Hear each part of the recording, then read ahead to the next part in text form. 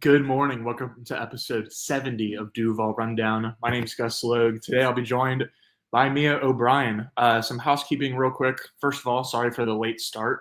9:08 this morning instead of 9:04. Hand up, that was my fault. Well, Ketchup's fault. But I was gonna say, I just tweeted out, Gus, since I know some of our loyal listeners here on Duval Rundown like to sometimes point the finger at me, and many times I have had to point the finger at myself. It was the dog today. We promise. It's not an excuse.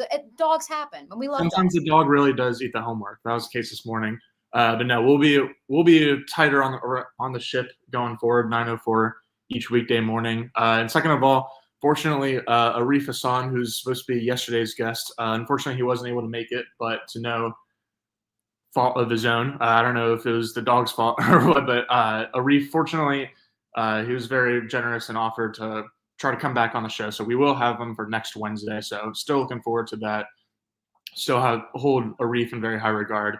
But yeah, today Mia and I are going to preview the NFL Combine, which begins next week. I think it technically starts off on Tuesday, but yeah, next week is Combine week in Indianapolis. Mia will actually be there, which is part of the reason we're going to be talking Combine right now as opposed to just waiting until next Thursday. And so Mia, excited for today's episode. Welcome back. I am indeed, and we're going to do a little stock exchange ahead of the NFL Combine. The three storylines that we are buying, selling, or holding. Gus did tell me that we're allowed to buy multiple things. We're allowed to sell multiple. It's just three storylines. You can pick exactly what you want. And yes, we may have a GM musing or two here in the next 20 minutes too. Absolutely. All right, let's get into it because I know you got other things to get to as well. And so what is the first thing that you're buying or selling or holding going into the 2025 NFL Combine? Yeah, so the first thing I'm selling, and I apologize for breaking the hearts of many of our loyal listeners here in the comments, especially that are watching live with us. I am selling the T-Mac Dream. I am selling the Ted McMillan, Arizona wide receiver to the Jaguars with the number 5 overall pick Dream. Look, Gus, and I think you'll agree with me when I say this, I don't believe that the Jaguars will be able to trade back from number 5. I could be wrong. We'll get to why here in just a second, but I don't envision a world in which they're going to trade back. Yes, there are those who believe that T-Mac's ceiling is Mike Evans. The realistic comp, though, is Drake London, who's been a very productive player for the Atlanta Falcons. But if you were to tell me that you're taking Drake London with the number 5 overall pick when you already have Brian Thomas Jr., and you have other gaping holes on the roster, that for me is roster mismanagement, because I don't believe, at least as of this writing, and especially knowing how much Liam Cohen and this Rams tree, we got the dog sighting, I think, again, how much they value blocking as a wide receiver. The fact that the Los Angeles Rams have been okay with waiting to take a wide receiver until the 3rd round in the case of Cooper Kupp, until the 5th round in the case of Puka Nacua. And it's wide receivers who can do a little bit of everything. And that's not to say that Ted McMillan can't, but it is something that, for me, I think you can find that value in later rounds, and you can address those bigger needs with that number 5 overall pick. So I am selling the T-Mac Dream. Sorry, folks. Yeah, I like it. I've been telling people, I feel like a couple of times this week, that I love the idea of making a roster strength a further strength. But at the same time, I don't know if the Jaguars are quite there in their team building phase. I think that it definitely makes sense to kind of add depth to that position group when you already have a superstar in Brian Thomas Jr. And so it would be nice to add another star or superstar, but you don't really need to. Obviously, there's a lot of other needs on this team, including trenches on both sides of the ball. That's generally a good area to spend your first-round pick. And so, yeah, I agree with you. I think that Drake London is definitely the right comp. I thought about comping him to T. Higgins for our 10-10XL NFL draft guide, but just the fluidity that Tet has is really impressive, and that reminds me and you and a lot of people of Drake London, the fact that he's so big but also so smooth. But even still, like, it's not like this is a Julio Jones type prospect coming out of college where he's a surefire top 5 guy, even like Marvin Harrison last year, where even if he had a bit of an underwhelming rookie season in 2024.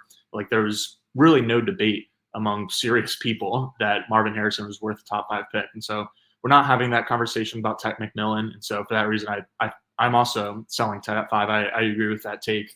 I think that you probably want to look elsewhere. Maybe if they do trade down, we'll see. But that'll lead me into my first one, actually, which is I'm cheating a little bit. It's a little bit of a curveball. Instead of buying or selling or holding, I am promoting Shedeur Sanders and Jackson Dart, because Jackson Dart has already been flying up big boards and mock drafts and stuff like that because he had a really good Senior Bowl performance. And I think that everyone, certainly in the league, but even casual fans, I think probably understand that this is a generally weak quarterback class here in 2024. But even still, since quarterbacks are such a hot commodity and obviously such an important position in the league, you see a lot of teams drafting quarterbacks in the first round when they really shouldn't. And so I think that potentially Jackson Dart could sneak probably into the first round. I don't know, top 10 or top 5 would probably be a little bit much, but I would be trying to hype him up, and I'll be trying to hype up Shedeur Sanders, especially in the Shedeur Sanders to Las Vegas Raiders connection, because that's been kind of rumored for several months now, going back to the middle of football season. And so if I were the Jaguars, I would be just trying to put out as much positive smoke about those 2 quarterbacks as I could, to then make the number 5 overall pick more attractive in a potential trade. Let me know, why do you think that a trade down is not likely? Because so what's funny is that leads to my second storyline that I'm buying, selling, holding. I'm buying that at least one quarterback will be taken ahead of the Jaguars at number 5. I would probably put the over under. If we're saying it's a half, I'm buying that and taking the over on the half. 1.5, I may be a little bit more inclined to play the under. But to that point, Gus, I can just tell you from firsthand knowledge, there are multiple people in the Jaguars building, and I think some of you can probably piece together at least a few of these representatives who I'm referring to, who came to me in late December and said, A, with the depth of this class, and B, he's accurate. He has a 4-year pedigree as a starting quarterback in college. He's going to sneak into the first round. And those individuals don't obviously want Jackson Dart necessarily in Jacksonville, nor do they have a vetted betting interest per se in where he goes in the NFL draft. So yes, I know that those people are not the only ones, because I think they're just rooting for him because they think Jackson Dart's a great kid. But also I think that, yes, that would behoove the Jaguars. As to why no one will trade up, I think because the reality is, if you look at some of the most respected draft analysts' big boards right now, from Daniel Jeremiah to our friend Bucky Brooks on down, the first quarterback doesn't pop up on the big board, the overall consensus, until the 20s. We haven't had a draft like that outside of 2022 in I don't even know how long. And I think there will be a team, and that's why I will get to my second storyline, which is I do think one quarterback will go before the Jaguars pick at number 5, which will help the Jaguars, because that will mean they essentially, if Travis Hunter and Abdul Carter are also to go in those first 4 picks, they will have either Mason Graham or Will Campbell, potentially both, sitting there waiting for them, which in that case, if I'm the Jacksonville Jaguars, pick at 5, take whichever one of them is there. It's a double off the wall. It's a solid set it and forget it, plug and play starter, either at guard or at interior defensive line. And you can forget about them for the next 10 years, and they become a leader for you along the trenches. And so I just don't see a world in which a team is willing to give up the collateral to go up for a quarterback who is a fringe first round prospect, let alone a fringe top 10 pick. Yeah, I totally hear you. I guess it's a little bit of recency bias on my part, where like the Falcons took Michael Penix and no one saw that coming. And then Michael Penix had a first round grade. I mean, maybe he goes in the back half of the first round, maybe, but that was like his floor. I know there were people who said, oh, maybe he's a second or a third round, but he was in the conversation of being a first round pick and a top 10 pick. There is a chance here in which you see, all 3 quarterbacks could go outside the top 10. They're not going to because of the position they play. Yeah, exactly. That's the thing. Like the Broncos is also a good example. Even though Bo Nix did have a good rookie season up there in Denver, like the Broncos were like their hand was kind of forced because Sean Payton wanted a rookie quarterback to kind of grow with. but the Broncos didn't have a second round pick last year. And so they weren't going to be just waiting around until the third round to get a starting caliber quarterback immediately in week one. So they kind of had to pick Bo Nix, and that's a little bit of a kind of specific or unique example. But generally, the point is that teams already overvalue quarterbacks, but in the draft, they really overvalue quarterbacks. So it'll be definitely interesting to see how many quarterbacks end up being taken in the top 5 and how much the combine kind of influences that. So your second take was that you're buying that there's going to be at least one quarterback in the first round. Okay. Someone will reach, especially when you consider the situations of both the New York Giants and the Cleveland Browns. And well, yes, I think there are some veteran options available, whether that be Kirk Cousins on the league minimum, whether that be someone paying Sam Darnold an absurd amount of money. I'll throw the Las Vegas Raiders as another team. I know they pick after the Jags immediately following at number 6. Like one of those teams is going to be saddled with a conundrum of they don't get one of those two names, or Aaron Rodgers, who's still floating about the universe, or whoever the next project that someone in the Kyle Shanahan tree has been working on behind the scenes. Someone's not going to get that player in free agency, and they are going to be forced to draft a rookie quarterback. Mm-hmm. Someone's going to have to hit the panic button for sure. All right. My second take stock exchange is that to keep it player focused, I wanted to buy a specific player going into the draft that I think their stock is going to rise after the NFL Combine. And so for me, that player is Armand Meo, the offensive tackle out of Missouri. I think that people, including myself, like see like Will Campbell at the top of big boards, and then Kelvin Banks from Texas is usually right below him. And so the general assumption is that if the Jaguars are going to take an offensive tackle in the first round, it would be one of those two. But I think Meo should be like under serious consideration. He's such a smooth athlete. I think that his NFL Combine performance might end up being similar to Troy Fautanu last year, who is a tackle/guard coming from Washington.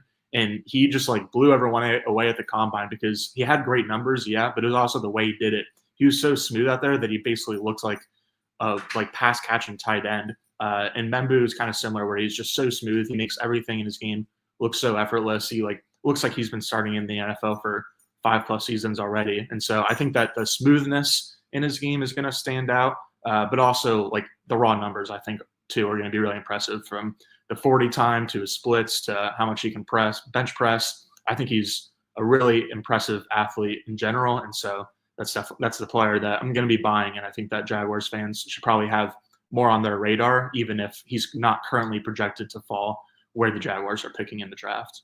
Hey, big last 12 hours for the University of Missouri between knocking off Alabama in basketball, Dennis Gates having to beg the fans not to rush the court, and Gus Logue saying that his biggest riser of Combine week, is going to be a Missouri offensive lineman. Don't call it a comeback, folks. The Tigers are back. I know he had a pretty solid Senior Bowl week. I don't think he moved quite to the extent of the last storyline and the player that I am going to get to here in just a second. I don't think he had a standout Senior Bowl to that point here in the pre-draft process, but perhaps the Combine, like you said, maybe that's where he elevates his stock. Where do you see him actually playing at the next level? Tackle, guard, having inside-outside versatility, or? I think he can be tackle. And like this goes back to Fautanu too, where I think that a lot of people I thought Fautanu was a tackle. I believed he had the ability to be a tackle. If the Jaguars had drafted him, I saw them playing him at guard, obviously.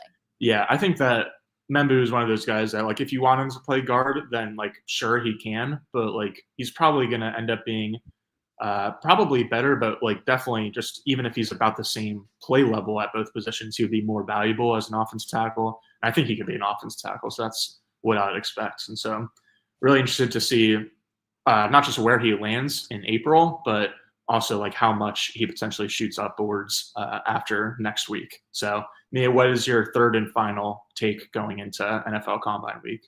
My final storyline, and it pains me to say this because I believe it was on this very podcast. I believe it was last week when we pre-taped ahead of my vacation, Gus.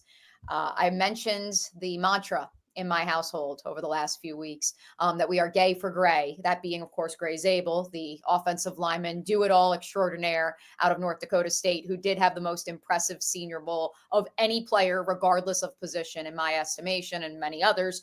His week in Mobile, I think, is going to go down as the stuff of legends because, quite frankly, I think it took him from being maybe a second rounder to I am buying Gray Zabel will not only not be there for the Jaguars at the top of the second round, I am buying that he will be a top 20 pick when all is said and done in a weak NFL draft class this upcoming April. He is Wow. a guy who, look, he played tackle at North Dakota State.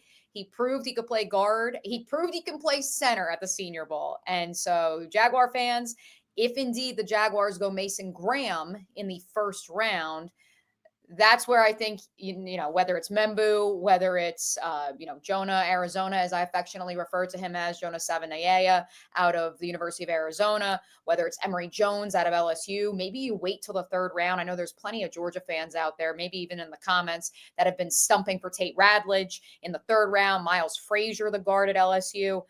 Get ready to learn some of those names because I do not think Gray Zabel is going to be there at the top of the second. Got it. Yeah, it's really interesting always to see it, like how much non-Power 5 conference or even non-like SEC and non-Big 12 teams at this point, or players from those teams are able to like rise or fall up boards, because obviously the best exposure for them to NFL scouts during the draft process is playing in the Senior Bowl or those types of quote-unquote all-star exhibition games. But the NFL Combine obviously is also a great spot to kind of get further recognized, especially if you're from kind of a smaller school. So yeah, Zabel is a name that I had heard about, but like definitely didn't know a lot about. And so I think those types of players, like this is the time of year when you start hearing about them and you're like, oh yeah, they might actually be a top 20 pick. I do want to pull up Steve Boston's comment. Look, I know you just brought up an offensive tackle. I just brought up someone who can play all 5 positions, or at the very least proved it during the practices in Mobile, Alabama last month. I am perhaps the biggest Walker Little believer on 1010XL's airwaves, and Gus is probably number 2. Yeah. So trust me, we have all the faith in Walker Little on this podcast and on this program. I would say you're taking one of these tackles, whether it's Membu, whether it's if Mason Graham's not there at 5 and you end up saying, yes, I will take Will Campbell because he's a double to the wall.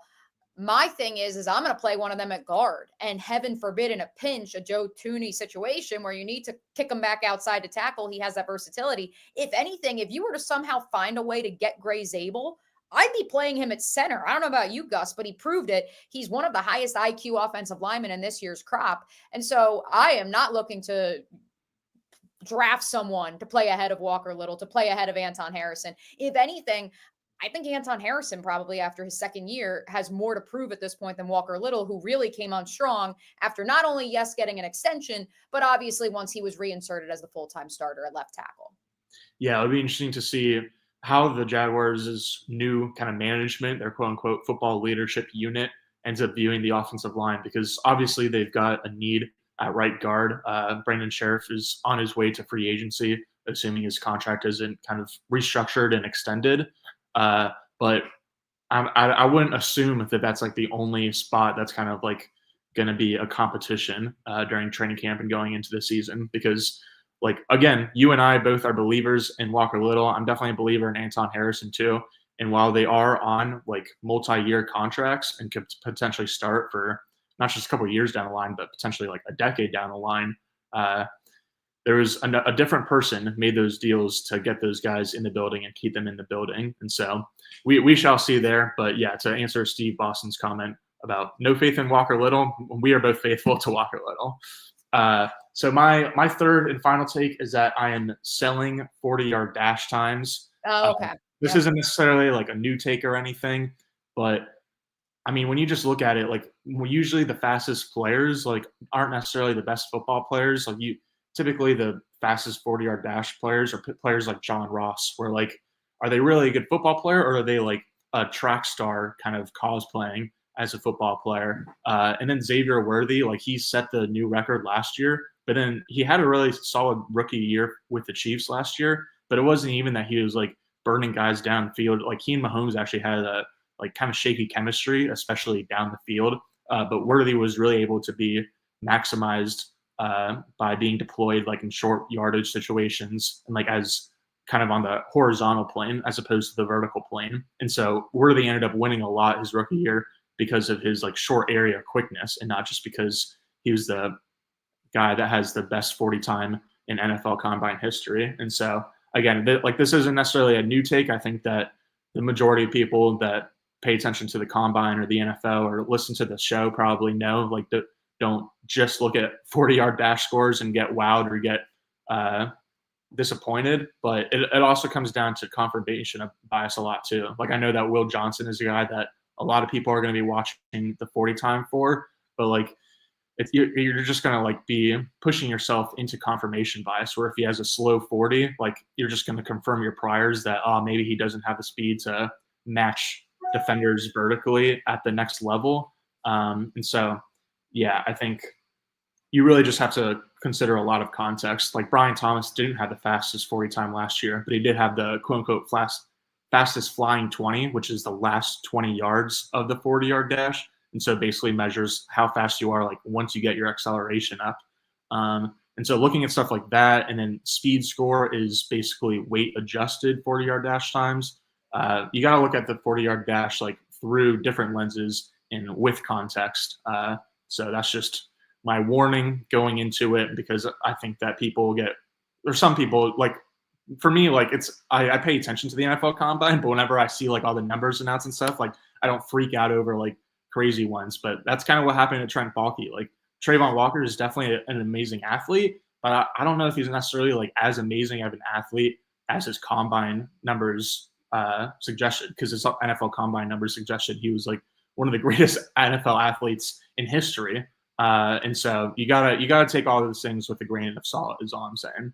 I will leave you guys with this before I got to bounce. I was debating making one of my 3 storylines that I was buying the idea of arm length doesn't matter. I'm excited to embrace that moving into a new era of Jaguars football. And yes, Steve, I love Jaden Higgins as a bigger bodied wide receiver, but unfortunately, I think the Jaguars are saddled right now with a contract of one Gabe Davis at the current juncture. I would look for, we don't have enough time, maybe we'll do this another week. We have Pat Bryant at home. Let's keep him at home. That's a good note. Well, Mia, I'll see you before, but safe travels to Indianapolis. Looking forward to talking to you again next week. If we have to record or anything, that's fine. But yeah, Mia will be back next Thursday at 9:04 a.m. I will be back tomorrow at 9:04 a.m. Eastern time with Hacker to do our over-under segment. Not sure what we're going to talk about yet, but we'll be here. Thanks to everyone, as always, for tuning in, and see you guys next time.